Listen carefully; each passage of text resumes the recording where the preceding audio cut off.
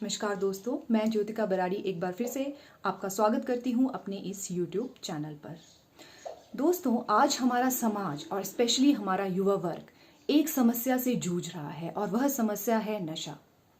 इस नशे की समस्या या इस ड्रग अब्यूज़ को रोकने के लिए बहुत सारे कदम उठाए जा रहे हैं, जैसे कि लोगों को इसके प्रति जागरूक किया जा रहा है, बहुत सारे प्रोग्राम्स हो रहे हैं, रैलीज होती हैं, मोटिवेशनल स्पीचेस दी जाती हैं और सोशल मीडिया पर भी इसके दुष्प्रभावों के बारे में बताया जाता है। साथ ही साथ इसे दूर रहने की भी हिदायत दी जाती है।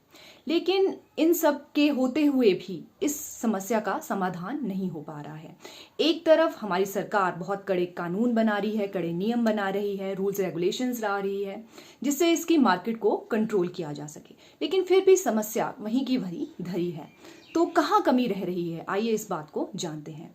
किसी भी प्रॉब्लम को सॉल्व करने के लिए उसके रूट कॉज तक पहुंचना बहुत ही ज़्यादा ज़रूरी है। तो अगर मैं सिंपल शब्दों में कहूं तो नशे के पीछे जो कारण है वह है व्यक्ति की मनोदशा। आइए इसको थोड़ा सा और डिटेल में जानते हैं। तो सबसे पहले ये बात करते हैं कि नशे के पीछे क्या वजह है या कारण क्या है। देखिए दोस्तों, व्यक्ति ने पहली बार सब्सटेंस लिया, किस वजह से लिया ये उतना महत्वपूर्ण नहीं है। उसने किसी इमोशनल ट्रॉमा में आके यह लिया, डिप्रेशन के कारण लिया, सिंपली थ्रिल के लिए लिया या क्यूरियोसिटी के लिए लिया, तो यह चीज़ें उतना महत्व नहीं रखती है। लेकिन प्रॉब्लम तब क्रिएट होती है जब व्यक्ति इसका एडिक्ट हो जाता है और टोटली सब्सटेंस पे डिपेंडेंट हो जाता है, तब समस्या जो है वो सामने खड़ी होती है। तो सुपरफिशियली कोई भी कारण रहा हो शुरुआत करने का नशे की, लेकिन डीप डाउन ये सभी कारण व्यक्ति की एक ही मनोस्थिति या उसका एक ही मेंटल मेकअप दर्शाते हैं। आज व्यक्ति 24 घंटे टेंशन में है, उसका माइंड हमेशा एजिटेटेड है, बहुत ज़्यादा हाइपर एक्टिव माइंड जो है आज के व्यक्ति का है, और रिलैक्स होना उसके लिए बहुत ज़्यादा मुश्किल हो जाता है।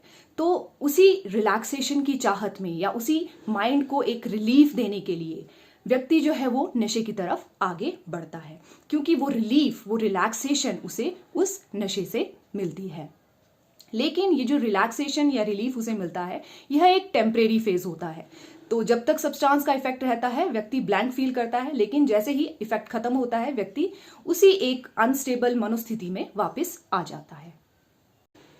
अगर हम थोड़ा रिसर्च करें तो हम पाएंगे कि केवल एक फ्रैक्शन ही है लोगों का जो नशे द्वारा ज़्यादा प्रभावित होता है, और कुछ लोग ऐसे हैं जो कभी इसकी चपेट में नहीं आते हैं। तो आइए जानते हैं कि वह कौन से लोग हैं जो नशे द्वारा बहुत ज़्यादा प्रभावित होते हैं, इसके एडिक्ट हो जाते हैं और जिनका जीवन इसके कारण बर्बाद भी हो जाता है। आइए ये जानते हैं। तो एडिक्शन मोस्टली उन लोगों में होती है जो बहुत ज़्यादा इमोशनल हैं, बहुत ज़्यादा सेंसिटिव हैं, जिनका मेंटल मेकअप बहुत ज़्यादा स्ट्रांग नहीं है, कॉन्शियसली वो बहुत ज़्यादा डेवलप नहीं है, और किसी के सिर्फ कुछ बताने से वो उसको इनकलकेट नहीं कर पाते हैं।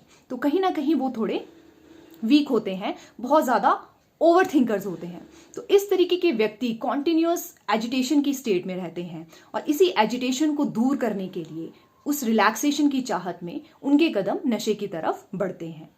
इसको हम कुछ इस तरीके से भी समझ सकते हैं कि हमारा जो माइंड है वो एक कॉन्टिन्यूअस प्रोसेसर है।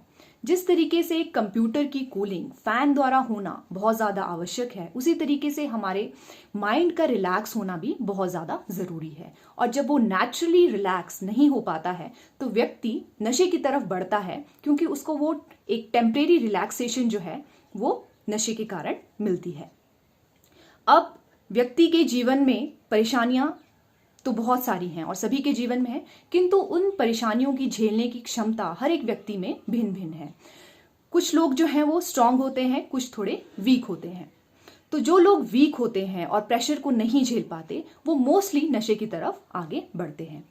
अब अल्टीमेट क्वेश्चन यह आता है कि इस समस्या का समाधान क्या है। जैसा कि मैंने आपको पहले भी बताया, उपाय और कदम तो बहुत सारे उठाए जा रहे हैं, लेकिन समस्या सुलझ नहीं पा रही है। तो इसका एक इफेक्टिव सॉल्यूशन क्या है? अकॉर्डिंग टू मी, व्यक्ति के जो पेंट अप इमोशंस हैं, उसके जो रिप्रेस्ड इमोशंस हैं, जब तक वो बाहर नहीं आएंगे व्यक्ति रिलैक्स नहीं होगा, रिलीव्ड नहीं होगा, और तब तक वह नशे में वो रिलैक्सेशन ढूंढता रहेगा।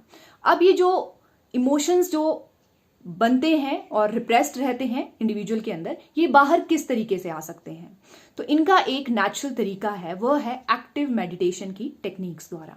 सक्रिय ध्यान विधियां जैसे कि ओशो द्वारा दी गई डायनेमिक मेडिटेशन टेक्निक या नो माइंड के लिए मिस्टिक रूज, ये कुछ ऐसी ध्यान विधियां हैं जो नेचुरली व्यक्ति के पेंट अप इमोशंस, जो व्यर्थ के इमोशंस उसके अंदर बनते रहते हैं, उनको बाहर की तरफ उड़ेलती हैं और व्यक्ति इसके कारण आगे चल के बहुत स्थिर महसूस करता है, उसमें एक स्टेबिलिटी आती है। और इस तरीके का व्यक्ति जो अपने आप में रूटेड है, वो कभी भी किसी नशे का गुलाम नहीं हो सकता, वो किसी भी सब्सटेंस पे डिपेंडेंट नहीं हो सकता, क्योंकि वो अपने आप में स्थिर है। क्योंकि व्यक्ति नशे की तरफ कभी आगे नहीं बढ़ेगा नेचुरली अपनी स्टेबिलिटी के कारण, इसलिए उसे ना ही किसी नशे को दूर करने के लिए किसी प्रोग्राम की जरूरत है, उसे ना ही किसी मोटिवेशनल स्पीच की या एक मोटिवेशन की जरूरत है। वो नेचुरली अपने आप में ही स्थिर रहेगा और कभी इन चीजों की तरफ आगे नहीं बढ़ेगा। तो अब बात यह आती है कि ध्यान विधियां तो बहुत सी दी गई हैं, लेकिन ध्यान विधि कार्य करती है केवल एक सदगुरु की प्रेजेंस में।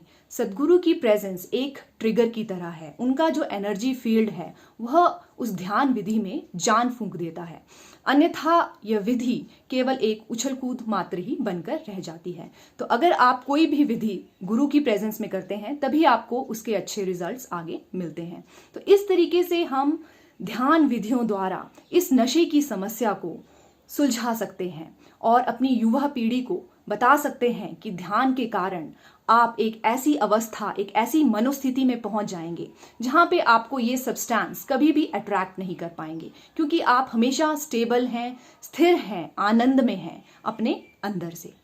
तो ये कुछ विचार थे मेरे आज इस विषय पर। If you like my video, please like and share it and please subscribe my channel. Thank you very much.